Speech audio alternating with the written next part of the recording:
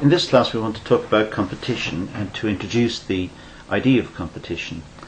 To do that we're going to look at different types of competitive situation, ranging from extreme competition, which we call perfect competition, through to monopoly, which is no competition. It's a single seller, hence there is no competition.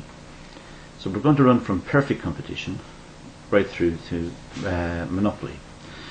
Now before we start, it's worth noting here about perfect competition is that it probably doesn't exist. It's a way of thinking, it's a way of helping us to think about the extremes of competition. So we don't really go looking for examples of this. There may be some say the stock market or the financial markets approximate to perfect competition.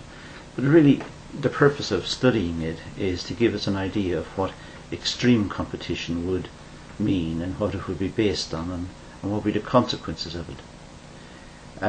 So when we talk about a market being competitive, it begs the question, how competitive? So if you let your imagination run right to the extreme, it would be perfect competition, which is the maximum amount of competition conceivable. And that's what we're going to talk about. We're going to talk about what would be the implications of that. So that's the purpose of why we're doing this one. Now, normally we consider there to be pure competition and perfect competition. Pure competition is almost the same as perfect competition, except perfect competition assumes that everybody in the market has perfect information.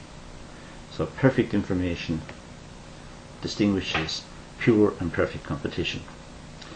Now, as I said, it's only a simplification of reality. Don't get too worried because you can't see practical examples of it. But this is what the world would be like if we had extreme competition. So as I said, don't worry about the practical examples. Financial markets may be near approximation, but there again maybe not. That's not the purpose. The purpose is to understand how it works. Now, perfect competition is underpinned by assumptions, and we need to run through these assumptions. You'll be surprised at how unrealistic they are, but let's have a look at them and just make a note of them, because these assumptions are very important as underpinning for the model itself. This is the perfectly competitive model. There we go. That's a list of 6 assumptions, and they are not very realistic. But there again, this is not a very realistic model. It's a theoretical model telling us what competition would be like in the extreme. The first assumption is a large number of buyers and sellers. Sometimes this is called the atomistic market. There are so many buyers that each one is so small compared to the total. Atomistic. So many sellers, each seller is insignificant in comparison to the total. Again, atomistic. We very seldom fall across so many buyers and sellers. The second assumption is product homogeneity. All the products are assumed to be identical.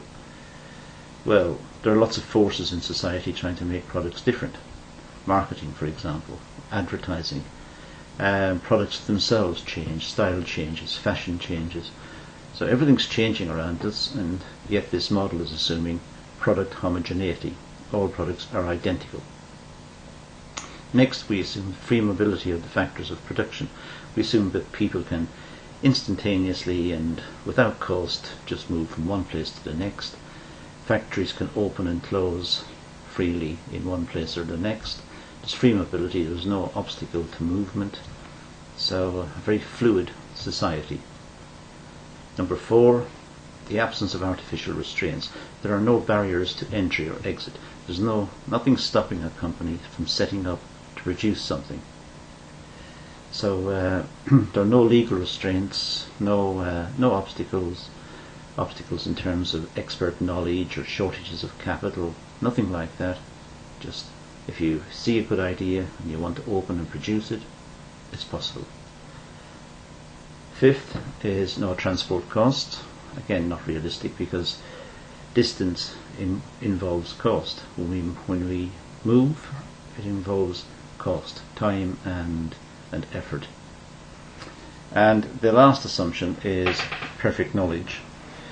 Well, we don't have perfect knowledge. We live in a world besought with ignorance of the market, ignorance of prices. We all suffer from it. We have small brains and we can't possibly assimilate all the prices in the market.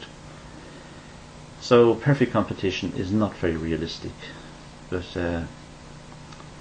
it's useful as an underpinning. It'll start off our discussion of perfect competition, and in subsequent models we get rid of these assumptions and we get closer to what you would call the real world.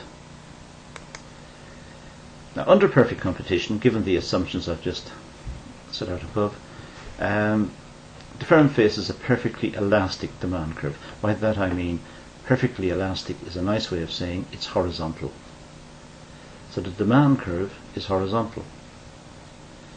Now the reason it's horizontal is that if one of the firms increases the price by a fraction of a penny, it'll sell nothing. There's perfect information in the market, the products are homogeneous, there's no transport cost.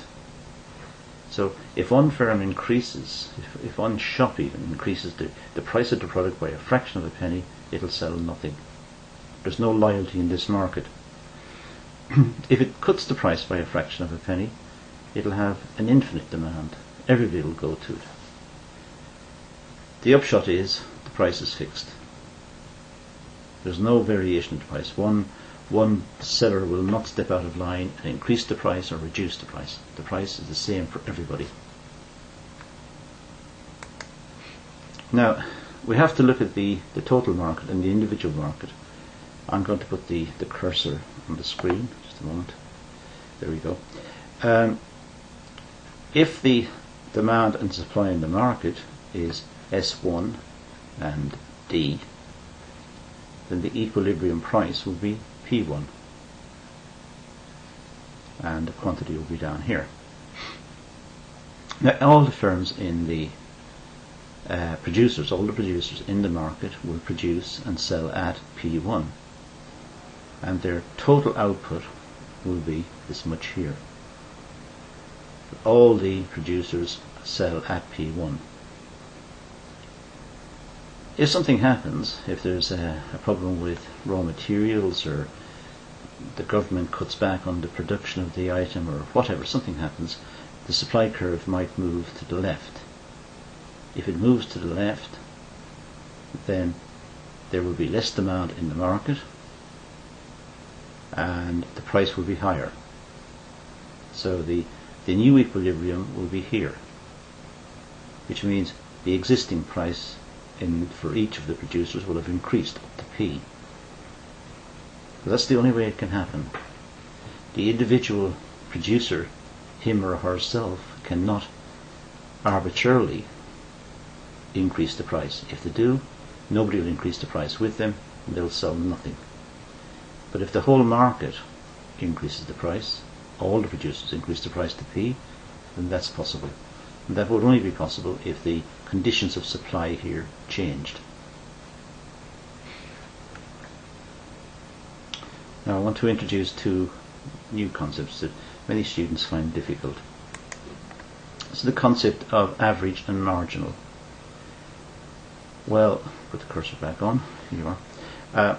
Here's the first one. Marginal revenue is equal to this. This looks difficult. Well, the little triangle here is the Latin letter delta, and delta means change in. So it's equal to the change in total revenue, TR.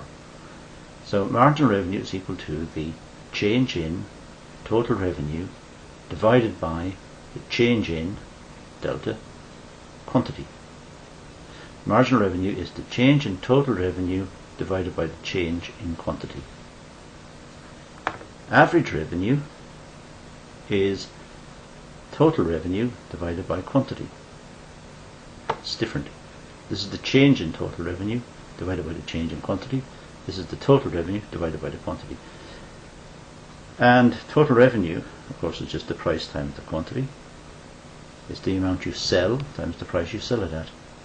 That's the total revenue. So it's PQ, price times quantity sold, divided by Q, which of course is just P. So the average revenue is just the price. So average revenue is price. Okay. Now we can use these definitions, this new concept of marginal and average. We can use it. So we can, down here, let's have a look at it again. Here we've got marginal revenue is equal to the change in total revenue divided by the change in quantity. Which is, for very small quantities, we change the delta here to D. Now, those of you who have done mathematics will see what I'm doing here. If you haven't done mathematics, just bear with me, and you don't need to know all of this, but what you will need to know is the relationship at the end. I'll indicate that to you, but for the moment I'm just trying to derive it to show where it comes from, so that everybody's clear that there is a proof and you can see where it comes from. So here is a discrete change. This is a measurable change in the revenue. This is a measurable change in quantity, one divided by the other. Here D means a very small change. A very small change. In mathematics this is known as the calculus.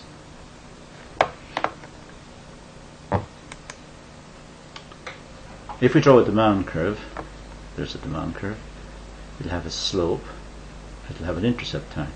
So its slope's at, say, minus B, and the intercept is at A. So average revenue is equal to A minus BQ. Average revenue is the price. A minus BQ. It slopes downwards. As I said, if you haven't done mathematics at this level, don't worry about it too much. We can, providing we know the relationship at the end, that's the important thing. Okay. Now, if we take average revenue to that, then the total revenue is P times Q. So it's AQ minus BQ squared. If you look back at the diagram, that's what we've done. If you take average revenue back here and multiply it by Q, you get AQ minus BQ squared. AQ minus BQ squared, multiplying all of this by Q. So now we've got that relationship. Now, the marginal revenue is the change in total revenue divided by the change in quantity, and this is where you have to believe what I'm doing is correct. If we differentiate that using the calculus in mathematics, we get this. Now, the marginal revenue can be compared with the average revenue. Well, they've got the same intercept term, the graph starts at the same point, but B is the slope and this one's got twice the slope, minus 2B. So average revenue, marginal revenue, average revenue starts at the same point as marginal, but marginal has twice the slope. There it is. Excuse me. Now, if the demand curve is horizontal, it doesn't have a slope. There's no slope, it's horizontal. So average revenue will equal marginal revenue, which will equal the price. So if there's no slope, the marginal and the average curves are the same.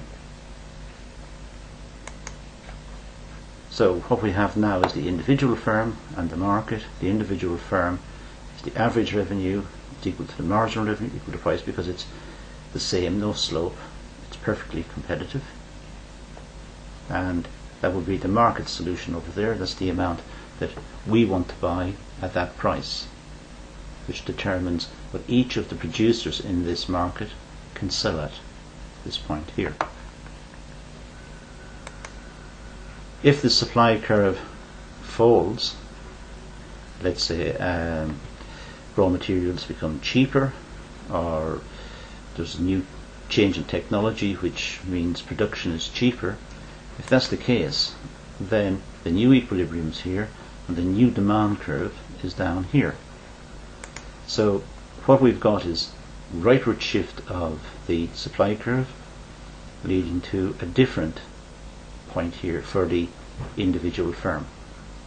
So all the firms will produce at this lower price. Now if we consider an individual firm, consider its costs and revenue, well, average cost and marginal cost, now that will be explained to you in other classes, but that's the relationship we normally assume. We assume that the average cost diminishes as output increases, then the average cost increases when small firms or firms in total might experience an increase in costs as output expands. But the relationship between the marginal and the average is always this. The marginal always cuts the average at its minimum point. That's the minimum point of that curve there, so the marginal always cuts there. That's nothing to do with economics, that's just simple mathematics, just the relationship between marginals and averages. Now if we insert into that the average revenue, which is equal to the marginal revenue, which is equal to the price, because it's perfectly competitive, we've now got this relationship here. Now when that's the case, then marginal revenue is equal to marginal cost at that point. That of course is the point of profit maximization. That's dealt with in another class, which you should make sure you're familiar with. So we have profit maximization, marginal revenue equals marginal cost at that point. At the output level of Q1, the price could be P2, but in fact it's up here at P1. So there is excess profit. Excess profit. The companies are making a lot of profit here because they're way above their cost line. That's the cost line, and at this level of output, that's the costs. That's the revenues up here. So that area, that shaded area, is what we call excess profits. Now excess profits, given this perfect knowledge in the market because of the assumptions, given it's easy to go in to produce, there's no obstacle to produce, no barriers to entry, and there's perfect mobility of the factors of production. People can move and machines can move very easily and set up production. If people know, if producers know there's excess profit, they will set up a business to try and get a part of this excess profit. There's an incentive for them to go into business. And what will happen is, as they go into business, the supply curve will start to shift. More and more producers, more and more supply, so the supply curve moves over to the right. And as it does, of course, the price will fall. So what we've got is this relationship here, and eventually what we'll have is that relationship. Now in that relationship, what we've got here is the profit maximizing positions is here. Marginal cost is equal to marginal revenue. Marginal revenue, don't forget, is the horizontal line. So profit maximization, but the company is also breaking even. So the company must profit maximize to break even. The company must be efficient to stay in business. If not, it loses. Now that's the reason why we consider profit maximization and perfect competition and all of these concepts. We need to find out what is the best, what's the best solution. And the best solution here seems to be that the price in the market is pushed down to the minimum level. It can't get lower than this, because if it was lower it wouldn't touch the average cost curve. So it can't get lower, and therefore we've got a situation where the firm has to profit maximize. The firm has to be efficient, has to be super efficient just to survive. So competition leads to efficiency. It leads to the lowest possible price. Those are the two outcomes that we need to bear in mind from all of the things I've said so far about perfect competition. Let's look at the points in favour of perfect competition. Well, each firm has to operate at peak efficiency. It has to. If it's not, it'll go under. if this firm here is not super efficient, if its costs are higher, then it will go out of business. It has to produce at that level. All resources are allocated in an optimum manner, so that if we reallocate resources somewhere, it wouldn't be as efficient. The market allocates the resources efficiently. That's the outcome of the analysis.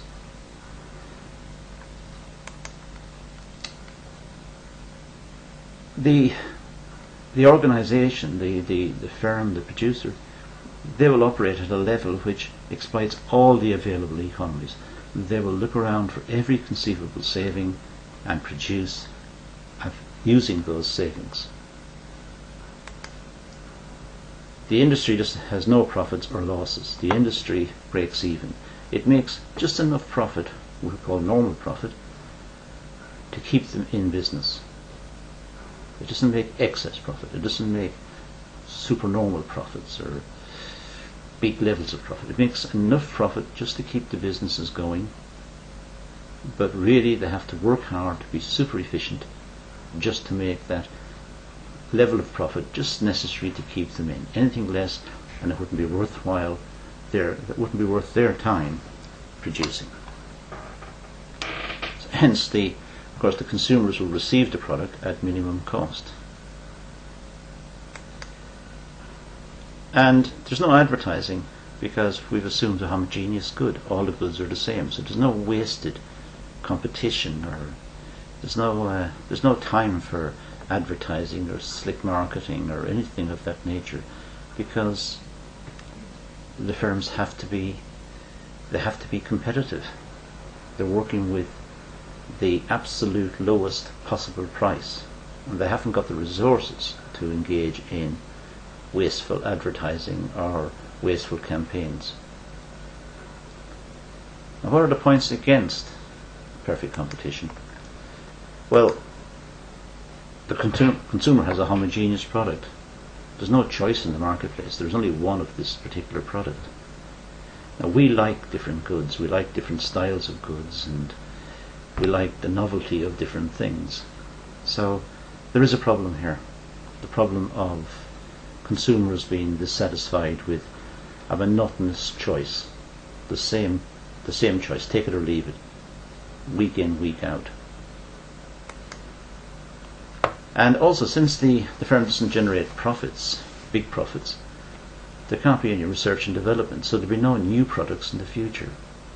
So even though the firm is super efficient and we're getting the product as cheaply as possible, there won't be any new products in the future, because the companies can't afford to engage in research and development to make the products that we'd like to see in the future. Everything has to be designed, tested. There has to be experimentation and development and innovation, and there have perhaps teams of workers working on this. There won't be the resources to pay them, because each firm is being squeezed so much by this competitive model. There won't be any job security either. Each firm is just breaking even. If any of them slacken up on their efficiency, that'll lead to the company closes. The company would close, no job security, no employment would be lost. All because the company is operating in an extremely competitive market. So ask yourself, where do you want to work? For a very competitive firm, or a firm where there is excess, where you can get bonuses and perks? Or do you want to work for a super efficient company that supplies the product as cheaply as possible to the consumer? Big question. Let's summarize it.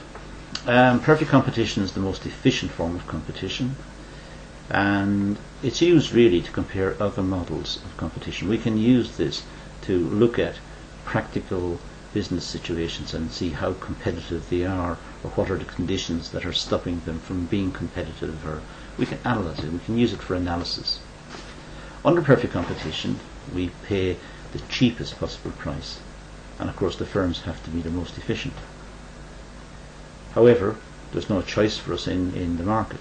All the products are the same, and that's pretty boring. Finally, the workers are working in very stressful situations where they have to work very hard, continuously, have to be super efficient just to survive.